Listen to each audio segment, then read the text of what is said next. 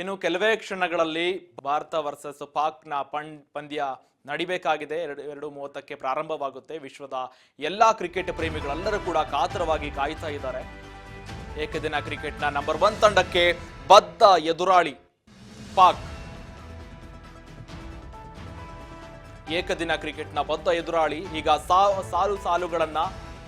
ಸವಾಲುಗಳನ್ನ ಮೆಟ್ಟಿ ನಿಂತರೆ ಮಾತ್ರ ಭಾರತಕ್ಕೆ ಅವಕಾಶ ಇದೆ. ಚಾಂಪಿಯನ್ಸ್ ಟ್ರೋಫಿ ಗ್ರೂಪ್ ಎ ನಲ್ಲಿ ರೋಚಕ ಫೈಟ್ ಶುರುವಾಗುತ್ತೆ. ಈ 4ರನ್ನ ಸಿಡಿದಿದ್ರೆ ಪಾಕಿಸ್ತಾನ ನೆಲಕ್ಕೆ ಕಚ್ಚುವುದು ಪಕ್ಕಾ ಆಗಿದೆ.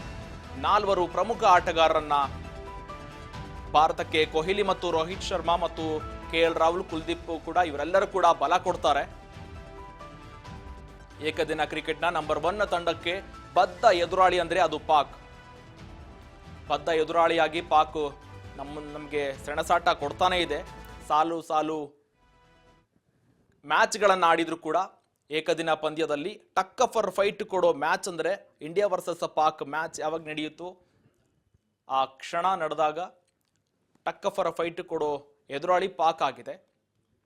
ಈಗ ಇಂಡಿಯಾಕ್ಕೆ ಕೂಡ ಬಲ ಕೊಡುವ ನಾಯಕರು KL ರಾಹುಲ್ ಆಗಿರ್ಬೋದು. KL ರಾಹುಲ್ ಮತ್ತು ವಿರಾಟ್ ಕೊಹ್ಲಿ, ಕುಲ್ದೀಪ್ ಯಾದವ್, ಅನೇಕ ನಾಯಕರು ಕೂಡ ಮೊನ್ನೆ ಬಾಂಗ್ಲಾದೇಶದ ವಿರುದ್ಧ ಕೂಡ ಉತ್ತಮ ಬ್ಯಾಟಿಂಗ್ ಮಾಡಿದ್ದಾರೆ.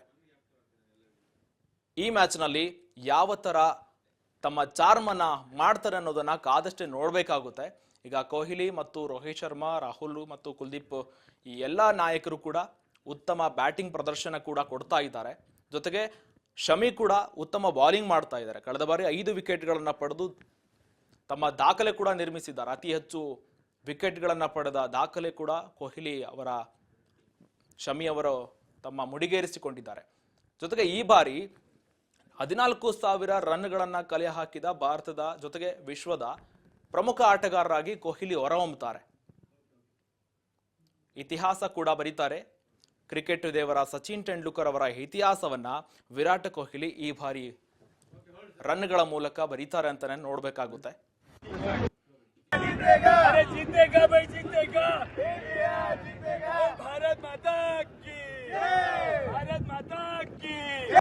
Is gonna make a century. So yeah, we are very much excited. All good and very best. All the best to our team, Indian team. We are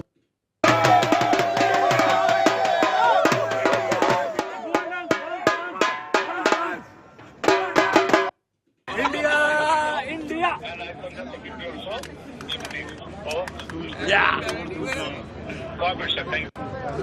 Yeah, India. How can you do fast difference? They are also from India. ಜೈ ಹೋ India, all the best India. ಇದಾಗಿತ್ತು ಈವರೆಗಿನ ಪ್ರಮುಖ ವಿಶೇಷ ಕಾರ್ಯಕ್ರಮ. ನೋಡ್ತಾ ಇರಿ Raj news Kannada, ಇದು ಕನ್ನಡಿ.